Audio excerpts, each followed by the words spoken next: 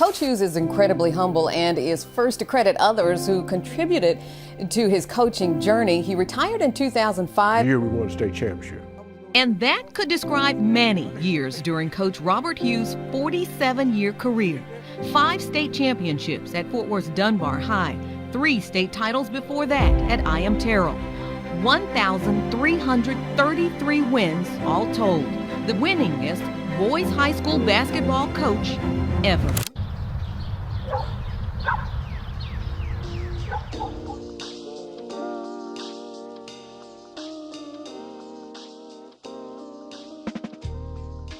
Initially, a lot of people from this area was kind of like iffy, because they didn't know what to expect. They didn't know if they was being pushed out, So for them to realize that, hey, this is just for the improvement of the neighborhood, to make everyone safe and actually giving a nice place to call home. Something that a lot of people just didn't have the opportunity to have. So from where it was back then to the things that's going on now, bringing storefronts in, people gonna have opportunities just to have a cafe. And then just to keep in mind from back then to now, the area stop 6 became, because this was the 6th stop for public transportation. So just knowing from that to all the changes and everything that's coming along, they're being very open. We have a lot of government officials that's from this area that swing by just to get a tour. People in this area that's willing to sell their home to live here. So I think that's awesome. They want to move back. Yes. That's awesome. Because they like and they love what they see and the things that's up and coming. At first they didn't believe us, right? Exactly. They didn't believe the pictures, but now that it's actually on the ground, yes, people are starting to really get excited, I think. We did this not for the community or to the community, but with the community. They had input every step of the way as far as paint colors and, which, did they want appliances of like this or like that? We really tried to get their feedback because we want ownership. We want this to be sustainable, and the only way that we can take care of it is together as a community. Our main goal here was to provide a place that anyone would feel welcome, from the youngest to the oldest.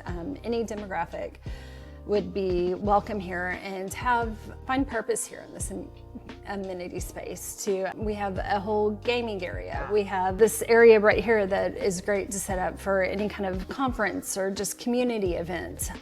So that was our main goal, was just to really provide a space where everyone who lives here has a good use for this. You guys did a great job. I think from the initial submission on the RFP, we saw that you really understood kind of what the assignment was, and as you were picking things and pulling things, it was super easy for us just to say yes. And so I enjoyed this process. I think the result is fabulous, and our families, if you guys could hear them when they come through and say, this is for us.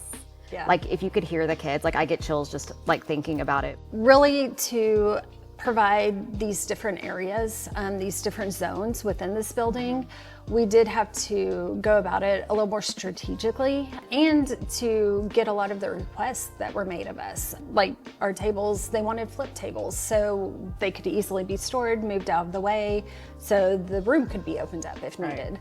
So we really had to step back and think more in terms of zoning the areas and where our money was really needed in the best way as kind of stewarding our money. Kind of how we stepped back to see the overall picture, to see kind of how that was going to be divided up and used. And out of all the projects we've done as a housing authority in the past almost 90 years, this one had the most funding sources. And so I don't mean it had the most money, but it literally had the most complicated funding stack. And so we had 13 different sources, all the way from the federal government to the local government.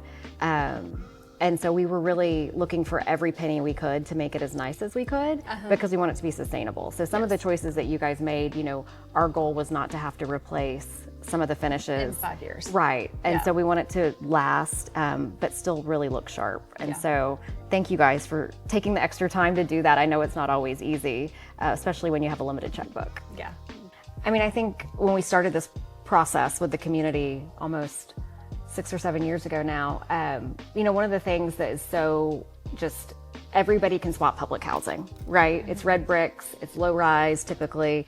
I go around the nation and I can say that was public housing, that's public housing. And so one of the things that we were really strong on the design side was to make sure that no one could tell it apart from market rate housing. We wanted it to look like something that either of us would be proud to live in and that you would feel safe putting your kids in or your parents in. And so, you know, as we dreamed this up with our partners in the community, it wasn't just housing, because I think that was part of the failed public housing experience, is just to put housing someplace with no resources. And so with Stop 6, the Choice neighborhood will have a new community center with an aquatic center. We have a community garden. We have a food truck park. We have the opportunity for commercial space to be filled in with services. So we're hopeful that this will be more sustainable than what we started with the public housing. I think when we brought you guys in, it probably wasn't your easiest assignment, because we had some very specific things like paying honor to Coach Hughes. And so you had to figure out how to build that in. But then also we typically use local artists to like do some of our artwork on the walls. And so you were working with a new team with some pretty specific things, but also we need it to look luxury but be affordable at the end of the day. And so that challenge isn't one you always have to work with either. Honoring his memory was top priority to us. I know we have great graphic wall coverings, bringing in the basketball theme throughout. I also feel like that kind of played to the demographics that are coming here. The younger kids and families, I think, would find that kind of a fun little touch. But yeah, that was our main goal, was to honor him, to bring something to the community with his legacy. Well, we appreciate it, and it's hard to get basketball but kind of still upscale and yes. You know, look something like not a gym and something that'll last for generations. Yes. And so timeless, I think. Yes. And Coach Hughes was timeless, and I think you guys really, you know, hit the nail on the head with this. Thank you.